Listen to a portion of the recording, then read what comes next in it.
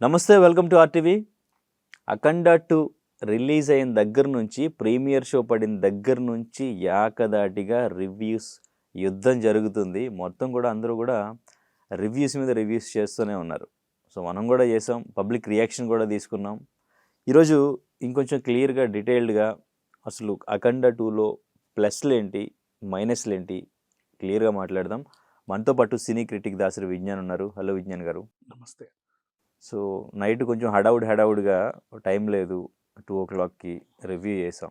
So ఈరోజు ఇంకొంచెం డీటెయిల్డ్గా క్లియర్గా మాట్లాడదాం. ఎందుకంటే చాలామంది నెగిటివ్ రివ్యూస్ ఇస్తున్నారు, చాలామంది ట్రోల్ చేస్తున్నారు కొన్ని సీన్స్ సోషల్ మీడియాలో పెట్టి. వీటన్నిటి గురించి క్లియర్గా మాట్లాడదాం. ముందు ప్లస్లు ఏంటి, తర్వాత మైనస్లు ఏంటి క్లియర్గా చెప్పండి. అఖండ పార్ట్ 2 ఉన్న ప్లస్ల గురించి మాట్లాడుకుంటే first biggest plus post phone. అది నిజంగా 5th-కి 4th-కి ప్రీమియర్స్ పడి 5th-కి వచ్చుంటే మనం ఇలా మాట్లాడుకునే వాళ్ళం కాదేమో. ఆ పోస్ట్ పోన్ అయిన తర్వాత అందరు దీని గురించే మాట్లాడుకోవడం. ఎప్పుడు వస్తుంది వచ్చిందా రాలేదా, మళ్ళీ లాస్ట్ మినిట్లో మళ్ళీ తెలంగాణ హైకోర్టు స్టే అంట, అదంట, ప్రీమియర్ క్యాన్సల్ అంట, బుక్ మై షో అదంట. ఈ రోజు కూడా వాళ్ళు కోర్టుకు వెళ్ళారు. మేము ఇంత చేసినా కూడా మీరు ఎందుకు ఉల్లంఘన ఇచ్చారు, బుక్ మై షో ఎలా అమ్ముద్ది అని. అది నడుస్తూనే ఉంది. వీళ్ళేమో ఇక్కడ సక్సెస్ మీట్ పెట్టుకొని హ్యాపీగా మూవీ బజ్ని ఎంజాయ్ చేస్తూ ఉన్నారు. ఇది పెద్ద ప్లేస్. అంటే ఫస్ట్ ప్లేస్ పోస్ట్ పోన్, బాగా కలిసి వచ్చింది, జనాలకు బాగా వెళ్ళింది. నెక్స్ట్ రెండో ప్లస్ పాయింట్ ఏంటంటే బాలయ్య. ఎందుకు అంటే నీకు 3 వేరియేషన్స్లో కనిపిస్తాడు దీంట్లో. ఒక ఎట్లా గ్రూమ్డ్ అఖండలాగా, ఇంకొకటి రుద్ర అఖండలాగా కనిపిస్తాడు. ఇంకా ఫస్ట్ అంటే మురళీకృష్ణ గెటప్ ఆల్రెడీ మనకు తెలిసిందే. ఒక మంచి ఫాదర్ లాగా, ఒక మంచి సన్ లాగా, అట్లా ఒక మంచి పెద్ద మనిషిలాగా హుందాగా వెళ్ళిపోయాడు. అండ్ నెక్స్ట్ ఆ అఖండ క్యారెక్టర్ ఎప్పుడైతే ఎంట్రీ ఇచ్చిందో ఇంకా లాస్ట్ వరకు, అంటే డైరెక్ట్గా మన శివుని చూస్తున్నట్టే ఇంకా చెప్పాలి అంటే, అట్లా తీసుకెళ్ళిపోయాడు. అండ్ ఆపద వస్తే నిన్ను ఎప్పుడైనా వస్తాను అని అప్పుడు ఇచ్చిన మాట కరెక్ట్ టైంకి ఆపద రావడం, అంటే పర్ఫెక్ట్ సీక్వెల్ ప్లాన్ చేశారు చూడు. శత్రు దేశం కన్నుబడడం దేశం పైన, వాళ్ళు ఎంచుకున్న వినాశనం అది మన కుంభమేళ, మహాకుంభం. అందులో విషం కలపడం, అన్ఎక్స్పెక్టెడ్గా బాలయ్య కూతురే మంచి సైంటిస్ట్ అవ్వడం, డిఆర్డిఓలో చిన్న వయసులో మంచి గుర్తింపు తెచ్చుకోవడం, దానికి వైరస్కి ఏదో కనిపెట్టడం, ఇది అక్కడికి వెళ్ళకుండా ఈవిడ్ని వాళ్ళు బంధించడం, చంపడం, కొట్టడం, తిట్టడం, ఇట్లాంటివన్నీ చేస్తూ ఉంటే కరెక్ట్ ఆమెకు ఆపద వచ్చింది, ఇంకా నేను చచ్చిపోతానేమో అనే టైంకి బాలయ్య వచ్చాడు. సో పర్ఫెక్ట్ సీక్వెల్ ప్లాన్ చేయడం కూడా ఇంకా బిగ్గెస్ట్ ప్లస్ పాయింట్. స్టార్టింగ్ కూడా అఖండ పార్ట్ 1కి సంబంధించిన కొన్ని గ్లిమ్సెస్ అలా చూపిస్తా కథలోకి తీసుకురావడం. అండ్ ఫైనల్లీ జై అఖండ అనే ఒక ఎండ్ టైటిల్ కార్డు. అది ఒకవేళ పార్ట్ 3 ఉంటుందా లేదా అనేది తెలియదు, బట్ అక్కడికి జస్ట్ ఒక బ్రేకప్. So perfect sequel. చాలా కొన్ని సినిమాలకి ఏంటంటే సీక్వెల్స్కి ఫస్ట్ పార్ట్కి అసలు సంబంధం ఉండదు, ఏదో రకంగా వస్తాయి. ఇది పర్ఫెక్ట్ సీక్వెల్. ఇంకా బిగ్గెస్ట్ ప్లస్ పాయింట్ అంటే తమన్నా. తెర మీద బాలయ్య హీరో అయితే తెర వెనకాల తమన్నా. బీజిఎం ఫస్ట్ నుంచి లాస్ట్ వరకు సినిమాని ఫుల్ ప్లెజర్గా నిలబెట్టింది. ఇంకా బిగ్గెస్ట్ ప్లస్ పాయింట్ అంటే బోయపాటి విజన్. అంటే ఒక పెద్ద హీరో లైక్ మమ్ముట్టి, మోహన్ లాల్, రజనీకాంత్, కమల్ హాసన్, తెలుగులో కూడా నాగార్జున, వెంకటేష్, బాలయ్య, ఇట్లా ఒక పెద్ద హీరోలు ఉన్నప్పుడు వీళ్ళు ఇంకా గ్లామర్ రోళ్ళు చేయడము, తలదూకొని ఎగరడాలు, గెంతడాలు ఇవన్నీ చేయకూడదు. అంటే ఒక బాధ్యత గల పొజిషన్లో ఉన్నప్పుడు, మనల్ని అంతమంది దేవుళ్ళ ఫాలో అయినప్పుడు వాళ్ళకి మన నుంచి ఏదైనా నీతి చెప్పాలి. గత కొన్ని సినిమాల నుంచి బాలయ్య అదే చేస్తున్నాడు. గత సినిమాలో కూడా చిన్నపిల్లలకి స్కూల్లో చెప్పేది కానీ, ఇప్పుడు ఇందులో ఇదైనా కానీ, అంటే ఒక బోధన. అంటే మన సినిమా వచ్చిందంటే ఏదో నేర్చుకోవాలి. ఇప్పుడు రాజేంద్ర ప్రసాద్ సినిమాలు ఎలా ఉంటాయి, అన్నీ ఇప్పుడు ఆ నలుగురు దగ్గర నుంచి ఏవో నేర్పించే సినిమాలు. అంటే ఇలా అంటే లైక్ క్లాస్ లాగా ఉండాలి. మనం ఇప్పుడు ఆ పొజిషన్లో ఉన్నాము. ఇంకా హీరోలు మనల్ని నమ్మి థియేటర్లకు వస్తున్నారు, ఆదరిస్తున్నారు. కాబట్టి ఆ పెద్దరికాన్ని నిలబెట్టుకోవాలని, ఎలాంటి సినిమాలు అయితే చేయాలని ఈయన అనుకున్నాడో ఆయన చేత అలాంటి సినిమా చేయించాడు బోయపాటి. అంటే సనాతన ధర్మం గురించి ఈయన చేత చెప్పించాలి. ఉమ్, తను చెబితే అంతమందికి ఎక్కుద్దని.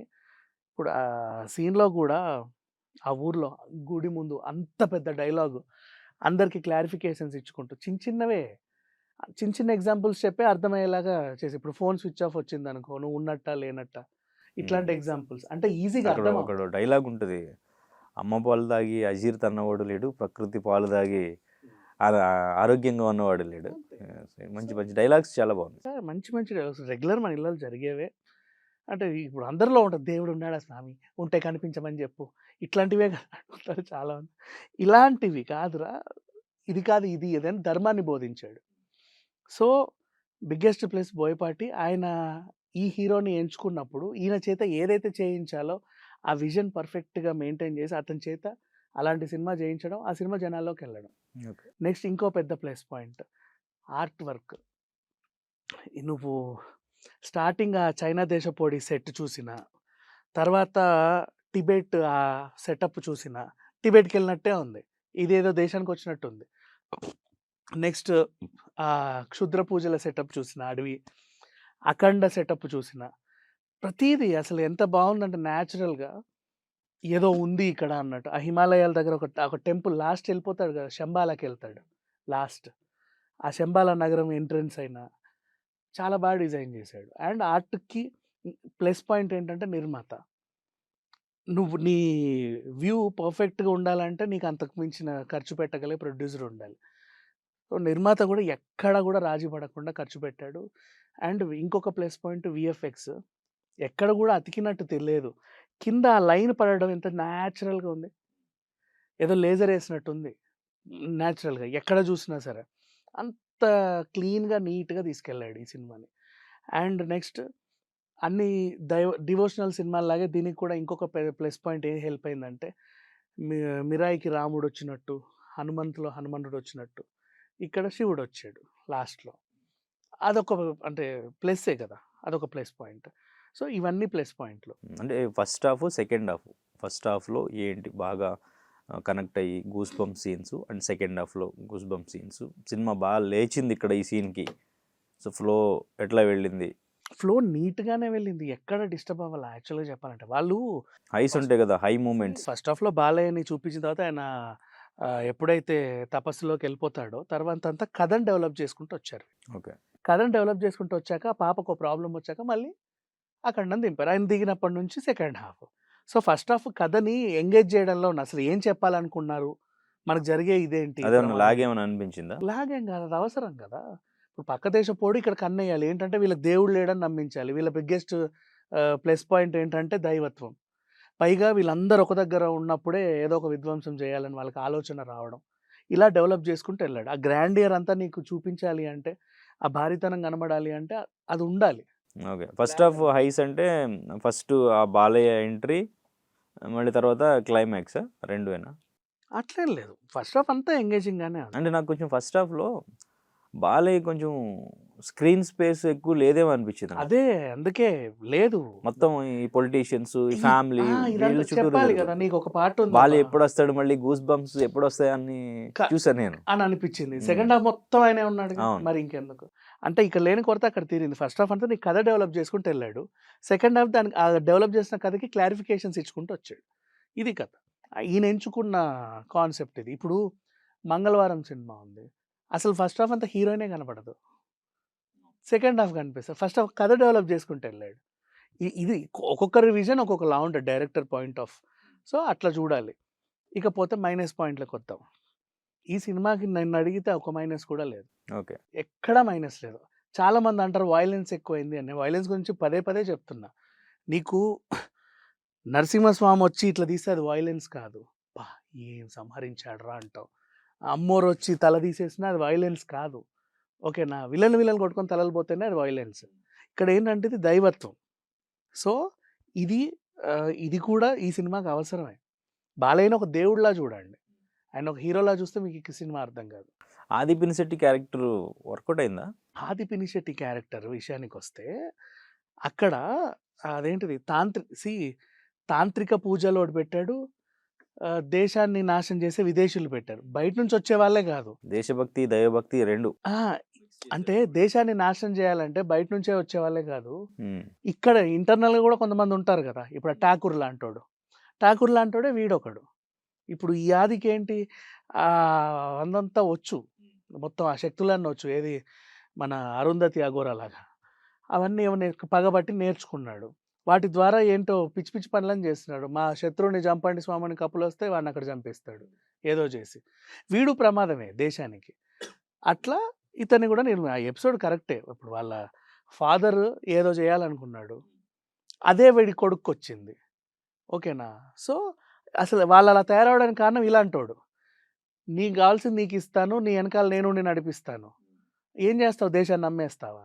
అట్లా అని వీడు ప్రమాదమే కాబట్టి వాడిని తీసేశాడు అంతే.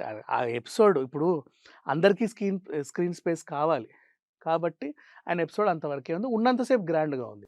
ఓకే. అంటే బోయపట్టి చెప్పినట్టు ఆల్రెడీ హమ్ని బోల్ దియా అన్నట్టు మొత్తం ఆయన స్టఫ్ అంతా వాడేశారేమో. ఇంకా ఆయన దగ్గర ఇంకా నెక్స్ట్ తీస్తే ఏం చేస్తారో ఇంకా మొత్తం ఇందులోనే పెట్టేశారేమో అనిపించింది నాకైతే. అండ్ నెక్స్ట్ ఇంకొకటి, బాలయ్య పాన్ ఇండియా బాలయ్య అన్ని లాంగ్వేజ్లోనూ గంజాయి బ్యాచ్ దగ్గర డైలాగులు చెప్పడం, అందరితోనే అన్ని లాంగ్వేజ్లోనూ డైలాగులు చెప్పడం, అది అది అది చాలా బాగుంది. బర్నీ కూడా ఉన్నారు కదా స్టార్టింగ్. ఉన్నాడులే, అదే ఫస్ట్ హాఫ్లో గూస్ బంప్స్ వచ్చేసింది అంటే అదొకటి. మళ్ళీ ఆ గంజాయి బ్యాచ్ని మొత్తం అంతా ఏదో చేసేసాడు, పటాపంచలు చేసాడు. ఉన్నాయి మంచి మంచి ఎలిమెంట్స్ ఉన్నాయి. మీకు బాగా హై ఇచ్చిన సీన్ ఏది? నాకు సినిమా అంతా నచ్చింది. అట్లా నాకు సినిమా అంతా నచ్చింది. కొన్ని గూస్ బంప్స్ వస్తాయి కదా. ఇప్పుడు స్టోరీ జస్ట్ ఇప్పుడు ఫ్యామిలీ ఎమోషన్ ఉంటుంది, అవన్నీ చూస్తున్నప్పుడు జస్ట్ నార్మల్గా కొంచెం ఎమోషన్ అవుతాం, అట్లా చూస్తాం. కానీ ఏదైనా ఒక సీన్ చూసినప్పుడు బాగా హై ఫీల్ అవుతాం, ఆ బాలయ్య అని అరుస్తాం, జై బాలయ్య అని మనకి స్లోగన్ వచ్చేస్తుంది కదా. సో ఆ మూమెంట్ ఏంటి? అట్లా నాకు అది చెప్పే కదా, సినిమా అంతా నచ్చింది, పెద్ద ఇదేం లేదు. స్టార్టింగ్ టైటిల్ పడేటప్పుడు ఇంకా బాగా నచ్చింది. ఓకే. సో మైనస్లు అంటే మీకు పెద్దగా ఏం కనిపిస్తుంది? మైనస్లు ఏ ఉంటాయి చెప్పు, ఒక డివోషనల్ మూవీలో మైనస్లు ఏంటి, ఎందుకు ఎతకాలి? ఫస్ట్ ఆఫ్ ఆల్ ఇది ఒక లెసన్ లాంటి సినిమాలు, కమర్షియల్ యాంగిల్స్ చూడకూడదు. వాళ్ళు కూడా అదే చెప్పారు, చిన్నపిల్లల నుంచి పెద్దవాళ్ళకి అందరికి చూపించండి అమ్మా ఈ సినిమాని. అదే లెసన్స్ ఉన్నాయి దీంట్లో. చూసిన వాళ్ళల్లో ఏదో నేర్చుకొని రావాలి బయటికి. దానికి అంటే ఇట్లాంటి సినిమాల్లో మైనస్లు ఎతకూడదు. ఓకే. కలెక్షన్స్ ఎట్లా ఉండొచ్చు? ఫస్ట్ డే అంటే వరల్డ్ వైడ్ ఒక 30 crores అట్లా ఎక్స్పెక్ట్ చేస్తున్నారు అని బెనిఫిట్ షోసా అన్ఎక్స్పెక్టెడ్గా వచ్చిన మొత్తం హౌస్ఫుల్ అయిపోయి చూసాం. నెక్స్ట్ డే కూడా ఆల్మోస్ట్ పొద్దున మీరే వెళ్ళారు కదా ఐమాక్స్ దగ్గర, ఎన్ని స్క్రీన్స్ వేసాడు. సో మౌత్ టాక్ బాగా వెళ్ళింది, జనాలకు బాగా రీచ్ అయింది, మంచిగా వస్తున్నారు జనాలు, ఈవెన్ ఫ్యామిలీ ఆడియన్స్ కూడా వస్తున్నారు. ఈ వీకెండ్ మంచి వసూళ్ళు అయితే ఉంటాయి 100%. అది ఓకే. మొత్తం అంటే నాట్ ఓన్లీ 2 తెలుగు రాష్ట్రాలు, complete world wide. Okay. Political dialogues కూడా కొన్ని ఉన్నాయి, శివ రాజకీయాలు అని చెప్పి ఒకటి, అండ్ ఇంకా ఫ్యాన్కి సంబంధించింది బాగా వైరల్ అవుతున్నాయి. అవి ఏంటి, బాగా కాంట్రవర్సీ ఏమన్నా చేస్తారా ముందు? శవరాజకీయాలు అనేది బాలయ్య నోటి నుంచి రాలా. అవును, వేరే వాళ్ళు పిఎం అండ్ ఆ పదవికి పోటీ పడే వాళ్ళ మధ్య జరిగింది. ఇక్కడ కూడా శవరాజకీయాలు ఏంటి, సరే అది వేరే విషయం. బాలయ్య నుంచి ఒక చేతి వచ్చింది. చేతి ఏంటంటే ఆ హెలికాప్టర్ ధ్వంసం అయిన తర్వాత, హెలికాప్టర్ ధ్వంసం అయింది, బట్ ఆ ఫ్యాన్ వాజ్ సేఫ్. అలా ఎగురుతున్న ఫ్యాన్ని గట్టిగా ఇట్లా పొడి చేసి దాన్ని అలా పైకి వేసి తిప్పి ఇసుర కొడితే అది అటు ఇటు తునకలుగా పడడం, దానికి కూడా ఒక 1 minute వరకు అట్లా క్లోజ్ చేయడం, అంటే దానికి ఒక ఇంపార్టెన్స్ ఇచ్చినట్టు ఉంది. యాక్చువల్ విషయం ఏంటంటే అంతమంది శత్రువులు వస్తున్నారు కదా, ఆ ఫ్యాన్ ఏదైనా తిప్పి వాళ్ళ మీద కూడా వేయొచ్చు, నష్టమే ఉంది. అట్లా కూడా స్ట్రాటజీ ఉపయోగించుకోవచ్చు. అండ్ ఇంకోటి, ఈ సీన్ ఎప్పుడో తీశారు ప్రతిదీ, అండ్ హెలికాప్టర్ ఫ్యాన్ ఎక్కడ, ఈ ఫ్యాన్ ఎక్కడబ్బా, అట్లా చూడాల్సిన అవసరం లేదు. Okay, right. సో మొత్తానికి ఇంకా డే బై డే మొత్తం పాజిటివ్ టాక్తో దూసుకెళ్ళిపోద్ది అంటారా? సంక్రాంతి వరకు ఏమన్నా కంటిన్యూ అవుద్దా? నెక్స్ట్ అవతార్ ఉంది కదా, అఖండ ఉన్నప్పుడు తెలుగు ఆడియన్స్ ఎక్కువగా అవతారు నేనేం చెప్తున్నాను, ఇప్పుడు రూరల్ ఏరియాస్లో చూడరు కదా. అఖండానే అవతారే, నెక్స్ట్ వచ్చే సినిమాలే, ఏ సినిమాకి ఇంపార్టెన్స్ ఉంటుంది. అండ్ ఇది ఆల్రెడీ హిట్ అయిపోయింది, పాజిటివ్ టాక్ వచ్చింది, ఇంకా చాలు, అందరూ చూస్తారు. ఈ 2-3 ఇవాళ రేపు ఏంటంటే ఫస్ట్ 3-4 డేస్లోనే అందరూ చూసేస్తున్నారు సినిమాలు మోస్ట్లీ, అంటే ఎక్కువ అవైలబిలిటీ ఉండేసరికి అందరూ చూసేస్తున్నారు. లాంగ్ రన్ తగ్గింది, సో అయిపోయింది, అక్కడ అందరూ చూస్తారు. Okay, right, thank you.